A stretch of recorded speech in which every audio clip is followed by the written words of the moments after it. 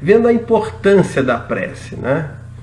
Esse é um trecho interessante que diz assim: a prece é sempre um atestado de boa vontade e compreensão no testemunho da nossa condição de espírito. Devedores, sem dúvida, não poderá modificar o curso das leis, diante das quais nos fazemos réus sujeitos a penas múltiplas, mas renova-nos o modo de ser, valendo não só como abençoada plantação de solidariedade em nosso benefício, mas também como vacina contra a reincidência no mal. Além disso, a prece faculta-nos a aproximação com os grandes benfeitores, que nos presidem os passos, auxiliando-nos na organização de novo roteiro para a caminhada segura. Ação e Reação, Francisco Cândido Xavier, por volta da década de 1947, 48, esse livro foi psicografado e publicado em seguida. Repara aqui que André Luiz vem trazer uma visão sobre a prece muito interessante, né? Ele vem nos colocar que, sem dúvida, as preces não vão modificar o curso das leis naturais da vida, né? Nós não podemos impedir o desfecho de algumas situações que são absolutamente naturais apenas pela nossa vontade, pelos nossos caprichos, né? Porque ele ainda coloca que diante das quais fazemos réus sujeitos a penas e múltiplas, renova-nos de modo de ser, valendo não só como abençoada plantação de solidariedade em benefício, mas também como vacina contra a reincidência ao mal. Embora não mude o curso natural das coisas, a prece nos faz, dentro dessa viagem interna, dentro desse repensar o que nós temos que perdoar, ou a quem que nós temos que perdoar, lembrando sempre que uma das pessoas que nós temos que perdoar é a nós mesmos, né? É abraçar a nossa sombra moral, né? Cheia de defeitos, em que nós, via de regra, ficamos escondendo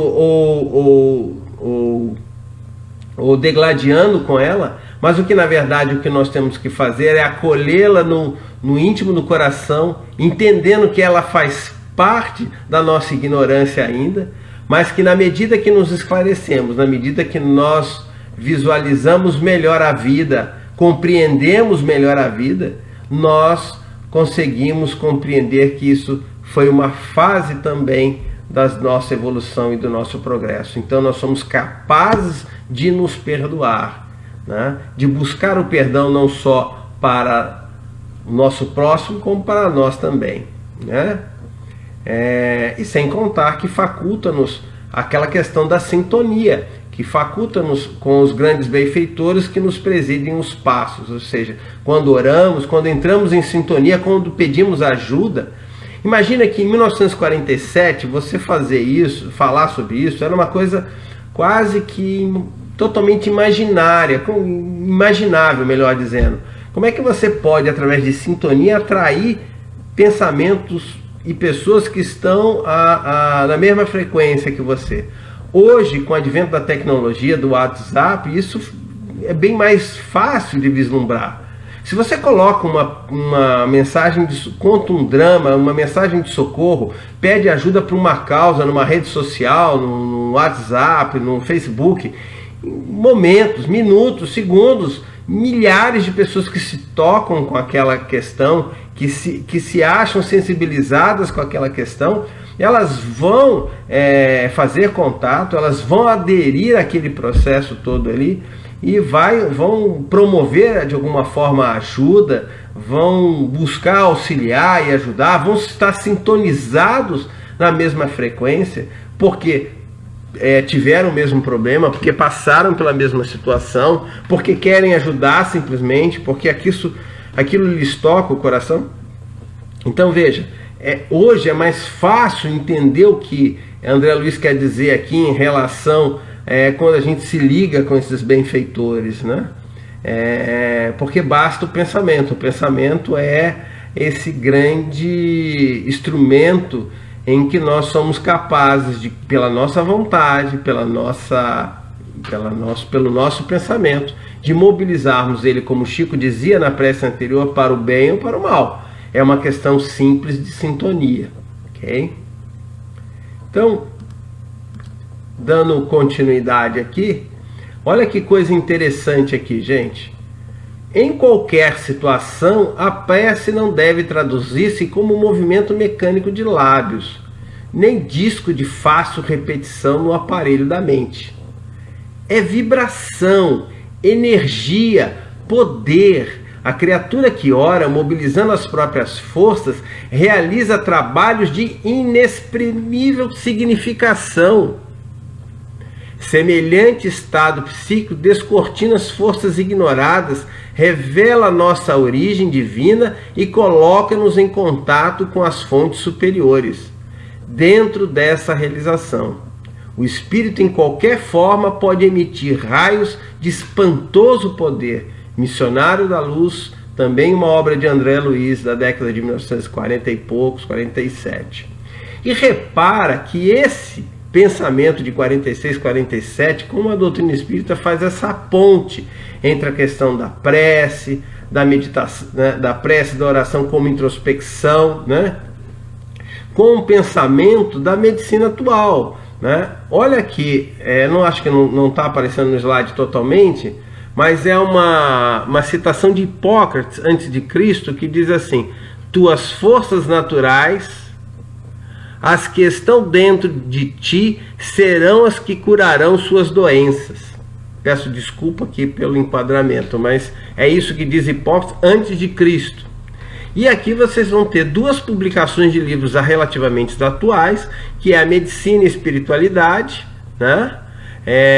Outro aqui do lado, são autores diferentes, viu, gente?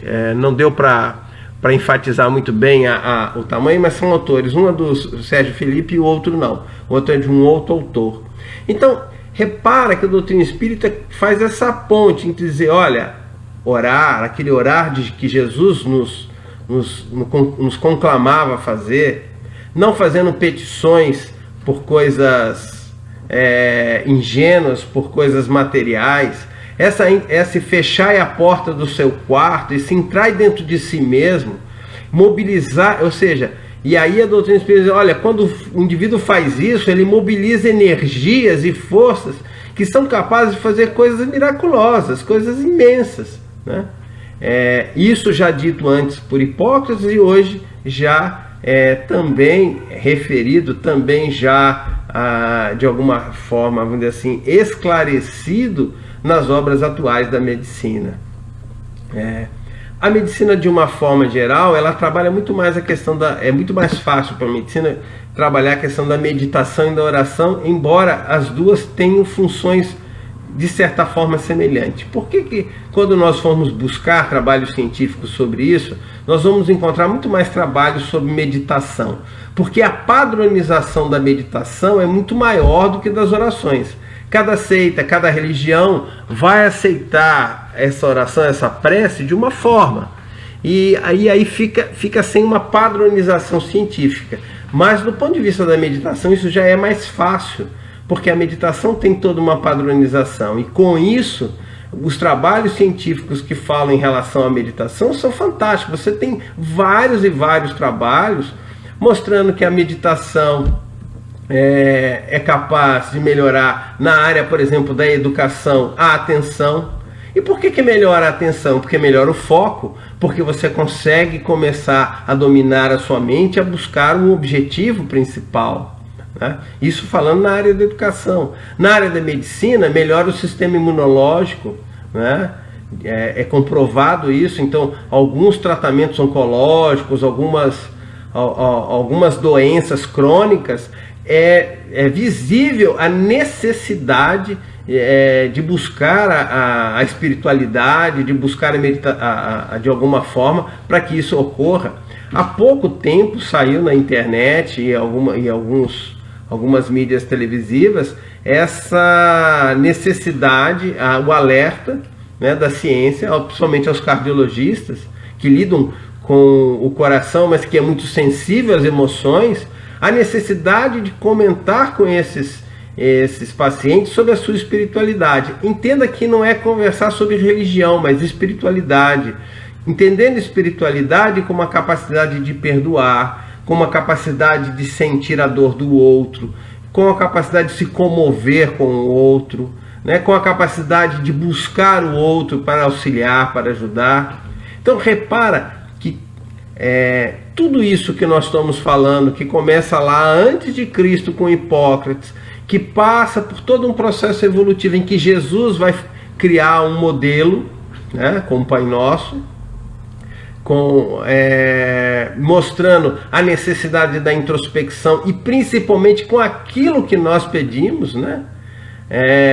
Repara como isso é atual, como isso, de uma certa forma, nós estamos falando de um momento de hoje, né? Daquilo que nós vivenciamos, né?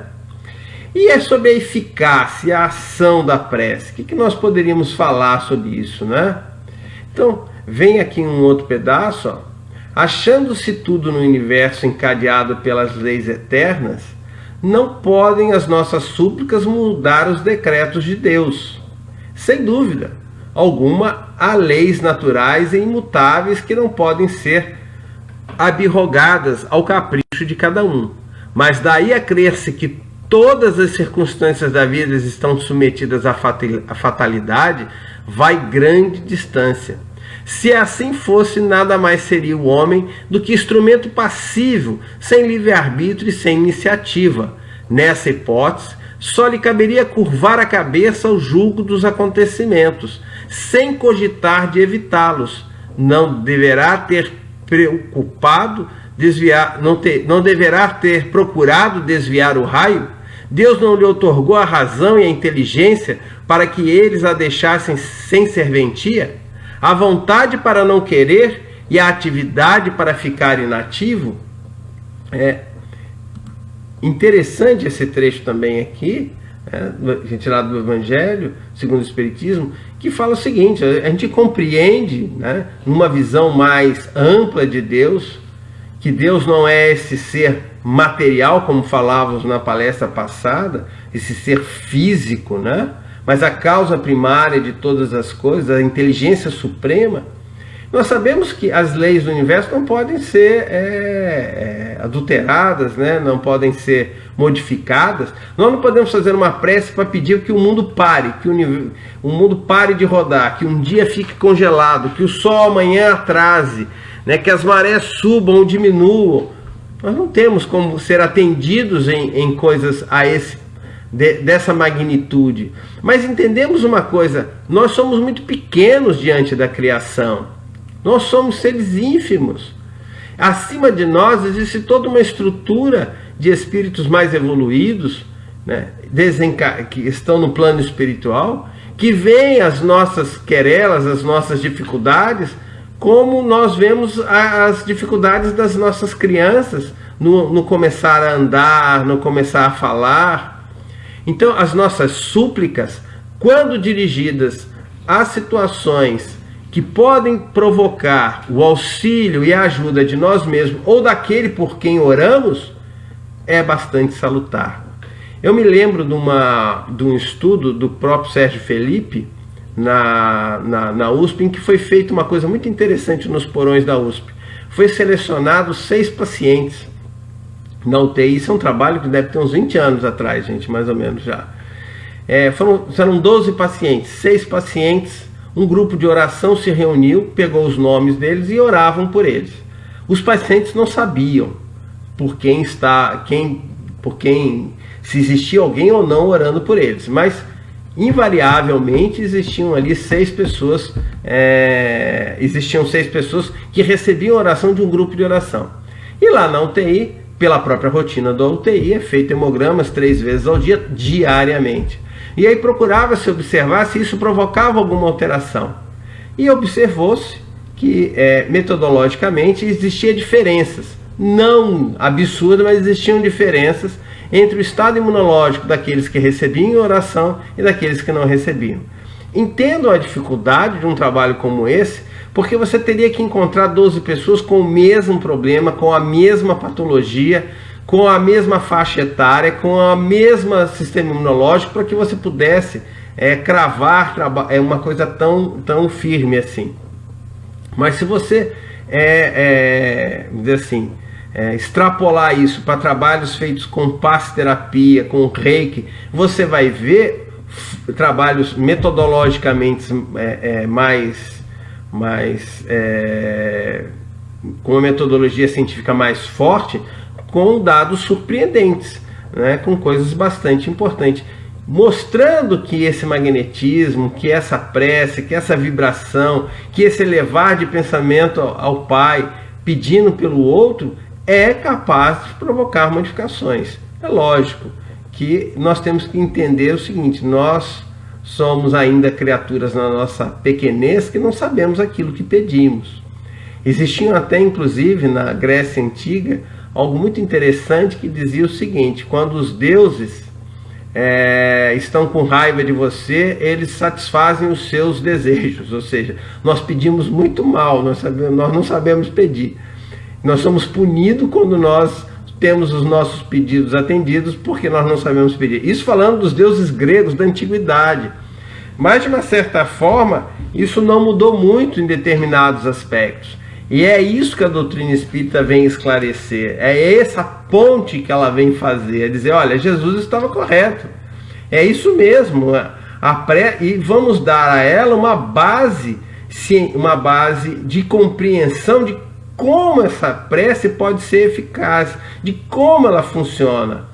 Com a doutrina espírita mostrando a sobrevivência da alma pós-morte, do espírito, né? Da existência do espírito que anima o corpo, da existência de um corpo espiritual e de um fluido cósmico universal que une a todos como se fosse num grande mar, num grande meio, numa grande atmosfera. Fica mais fácil de entender que como com o pensamento nós somos capazes de mobilizar energias nesse fluido cósmico e atingir o perispírito, atingir a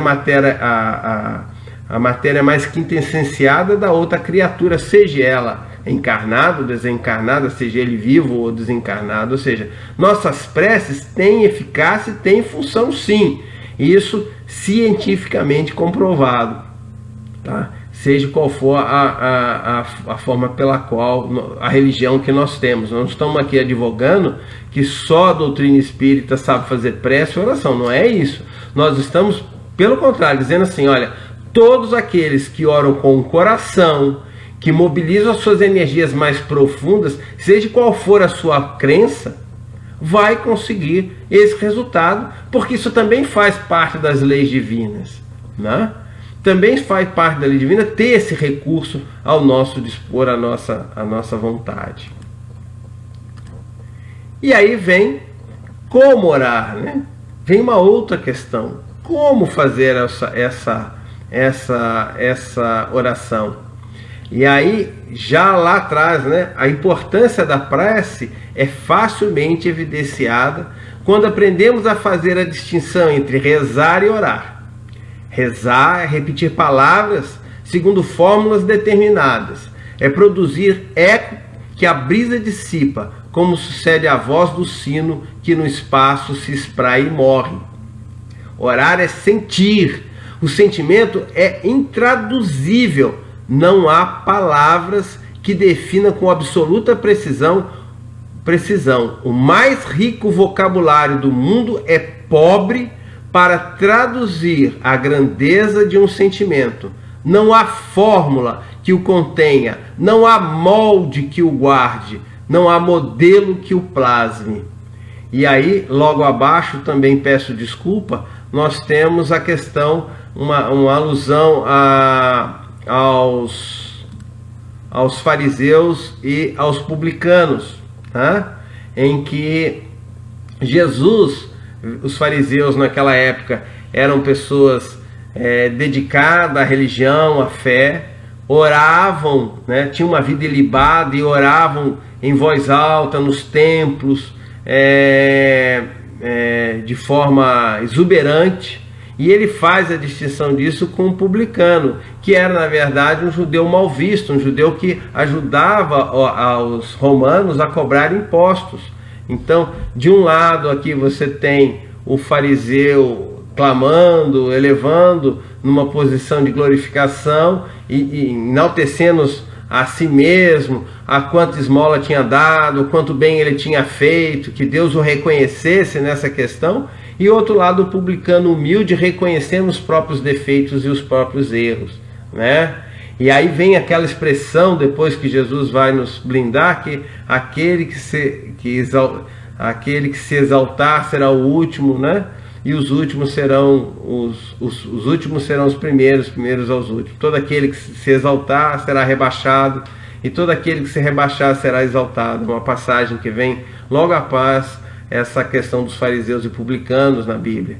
Então, repara que Jesus vem nos colocar essa condição aqui, né? É muito interessante essa condução que Jesus faz, né? Como Jesus é atual, é presente, né? Na medida em que ele mostra que esse momento da oração, esse momento de prece, feito com humildade, com introspecção, porque veja, como é que você, com essa humildade no sentido de buscar dentro de si os seus erros, seus defeitos, antes de julgar os outros, né?